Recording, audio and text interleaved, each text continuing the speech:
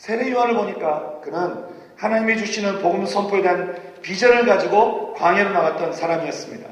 그는 기껏해야 먹을 것이라고는 메뚜기하고 석청이 그뿐이었습니다. 그게 전부였습니다. 옷은 낙타털에다가 허리에 가죽띠를 하나 걸치고 살았던 사람이 바로 이 세례 요한이었습니다.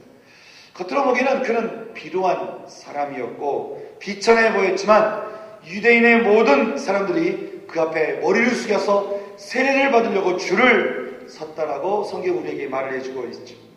어쩌면 사람들은 그렇게 말하는지 모르겠습니다. 저런 사람이 무슨 성공한 인생이야? 저런 사람이 무슨 성공적인 인생을 말할 수 있어? 라고 우리는 말할지 모르겠습니다. 잘 때도 마땅치 않지, 옷차림도 그렇지, 먹는 것도 그렇지, 저건 실패한 인생이라고 우리가 말할 수 있을지 모르겠지만 우리는 성경에서 만나는 그에게서 우리는 어떠한 실패의 흔적도 우리는 찾아볼 수가 없었습니다. 그 외에도 성경에 나오는 수많은 사람을 통해서 우리는 하나님에 의해서 살아가는 그 인생이 얼마나 형통한 인생인가를 우리는 살펴볼 수가 있는 것이죠. 그들이 얼마를 가졌고 어떻게 생겼고 어떤 능력이 있는가, 그것은 별로 중요한 것이 아닌 것입니다. 모든 것을 뛰어넘어서 하나님의 형통함이 그들 인생 가운데 있었다라고 하는 것이 중요하다고 하는 것입니다. 우리는 우리 주변에서도 그런 분들을 많이 만나볼 수 있습니다. 자, 특히 코스타를 섬기면서 그런 분들을 좀 많이 만나게 된 것 같습니다. 여러분도 잘 아시는 것처럼 소풍 토스트의 김소풍 장로님을 보니까 참 지독히 가난한 어린 시절을 보냈어요. 그래서 정부에서 이렇게 배급 나눠준 그 밀가루를 먹고 자라신 분이었습니다. 너무 가난하니까 이게 가난하다 못해서 너무 가난해버리니까 아무런 희망이 없는 거예요. 그래서 40년 동안 그분이 게으름과 거지근성과 낮은 자존감 가운데 그렇게 사셨다라고 이야기하는 것입니다. 그러다 어느 날 하나님께서 자신의 인생을 보여주는데 자신의 인생이 너무 비참한 거예요. 너무 희망 없어 보이는 거예요. 한 번뿐인 인생인데 내가 왜 이렇게 인생을 살고 있지? 그렇게 자신의 인생을 보니까 너무나 한심스럽다는 것입니다. 그리고는 가끔 참 끔찍한 것은 이대로라면 내 가난을, 이 끔찍한 이 모습을 내 자녀들에게 그대로 물려줄 것 같은 그런 마음이 들었다고 하는 것이죠. 그래서 그때부터 자신의 인생을 하나님께 바치면서 기도하면서 하나님과 더불어 함께 인생을 디자인하기 시작했습니다.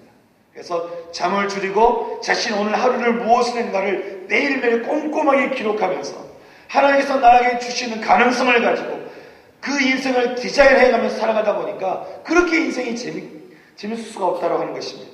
삶이 재밌고 행복하니까 그분이 시작했던 토스트를 만들어서 팔았던 그 순간이 너무나 재밌는 것이에요. 또 그렇게 너무나 기쁘고 행복한 마음으로 이렇게 토스트를 팔다 보니까 받는 사람들 가운데서도 그 행복이 전달되기 시작하고 사업이 번창하기 시작하고 사람들이 몰려오기 시작하고 어느 날은 일본에서 방송국에서 취재하러 그렇게 오게 되었다고 하는 것입니다. 그러나 어느 날 어떤 분에게서 전화가 왔는데 혹시 우리 회사에서 워크숍이 있는데 혹시 좀 오셔서 강의를 해주실 수 있겠습니까? 라고 그렇게 연락을 하게 됐다는 것이죠. 그리고는 그때부터 그분이 지금까지 삼성그룹 신입사원들 워크숍에 초대되면서 지금 자신이 어떻게 내가 이 자리까지 왔는지, 내가 어떻게 나이 40까지는 정말 낮은 자존감과 게으름과 거지근성으로 살았던 나였는데 내가 하나님과 더불어 내 인생을 하나씩 말씀으로 디자인해 가다 보니까 내 인생이 어떻게 이렇게 반전이 일어나게 되는지 참 너무나 놀랍게 되었다라고 하는 것입니다. 그래서 그분이 말하기를 인생이 너무 재밌다는 거예요. 40년까지는 너무 재미없었어요. 40년까지는 너무 지루했다는 거예요. 하지만 지금 인생이 너무나 재밌더라고 하는 것입니다. 우리가 지난 부흥사경에서 뵀던 김동원 목사님 역시 마찬가지인 것 같습니다. 우리가 보기에 참 그분이 굉장히 머리가 좋아 보이는 분 같아 보일지 모르겠지만 그분이 하루는 페이스북에 이런 글을 남겼습니다. 자신은 어떤 생각이나 아이디어가 떠오르면 밤새도록 하나님께 물으면서 기록하고 또 하나님께 물으면서 기록하고 그렇게 밤새도록 그렇게 하나님과 함께 생각을 정리한다라고 하는 거죠. 그러다 보면 어느 순간 자기 안에 아주 기가 막힌 생각이 떠올려지게 되는데, 그렇게 늘 반전의 생각이 떠올려지게 되면서 야, 정말 기가 막히구나, 본인도 그렇게 생각을 하시더라는 거예요. 또 제가 아는 어떤 집사님 계십니다. 이분이 닭갈비집을 하시는데 참 보니까 장사가 안 돼도 너무 안 돼요. 어떻게 이렇게 장사가 안 될 수 있는지 참 신기할 정도로 장사가 안 되는데, 그렇게 참 어렵게 사시면서 하루하루를 버티면서 사시는 것 같은 그런 삶을 사시는 분이었습니다. 사람들이 말합니다. 집사님 이렇게 좀 해봐, 집사님 저렇게 좀 해봐요. 이렇게도 저렇게도 수없이 조언을 하는지 이게 들으시는지 안 들으시는지 하여간 손님은 그대로예요. 사람이 안 와요. 음식은 맛있는데 왜 그런지 모르겠어요. 근데 이분의 가족을 보니까 사실 이분의 그 아들 때문에 가족이 전부 구원받아서 예수를 믿게 된 건데, 나중에 이 아버지는 교회에서 모든 분들이 좋아하는 집사님이 되셨고요. 그리고 그 어머니는 그 교회의 모든 기도하는 자리에 정말 말이 없었어요. 그런데 모든 기도하는 자리에 앉으셔서 정말 전심으로 기도하세요. 제가 그분의 모습을 볼 때마다 정말 감동이 될 정도로 그분이 기도하는 모습을 제가 보게 되는 것입니다. 그 가정을 보면 제가 보기에 참 돈은 없어 보이지만 그분들에게 있어서 뭔가 강박한 힘이 있다든지 불안하다든지 인생이 괴롭다고 한다든지 라고 하는 그런 표정을, 그런 이야기를 제가 들은 적이 없습니다. 정말 그런 적이 없지만 이분들에게서 늘 이야기하는 거, 하나님 감사합니다. 하나님, 참 하나님 위대하신 분이십니다. 하나님 때문에 행복합니다.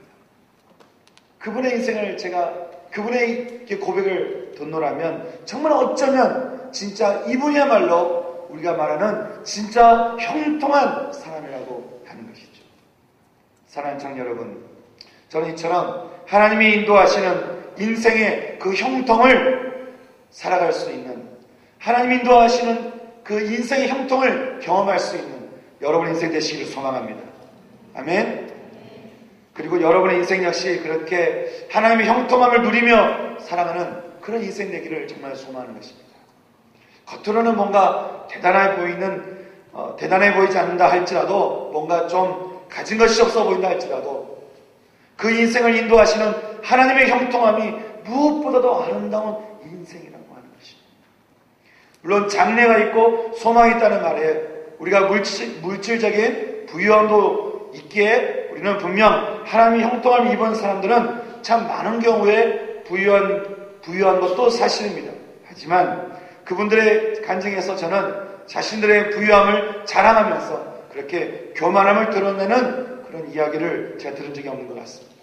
그보다도 자신을 그렇게 인도하시는, 자신의 삶을 평안 가운데 인도하시는, 자신의 삶 가운데 늘 믿음을 주시는 그런 하나님을 늘 자랑하는 이야기를 하는 것이죠. 그래서 바울은 고린도후서 6장 9절 말씀에 9절과 10절 말씀에서 형통한 자들의 삶에 대해서 우리에게 이렇게 이야기해주고 있습니다. 그것은 무명한 자 같으나 유명한 자요, 죽은 자 같으나 보라 우리가 살아있고, 징계를 받은 자 같으나 참되고, 근심하는 자 같으나 항상 기뻐하고, 가난한 자 같으나 많은 사람을 부유하게 하고, 아무것도 없는 자 같으나 모든 것을 가진 자로다. 아멘. 아멘. 이런 인생을 살아갈 수 있는 우리 청년들의 삶 되시기를 진심으로 소망합니다.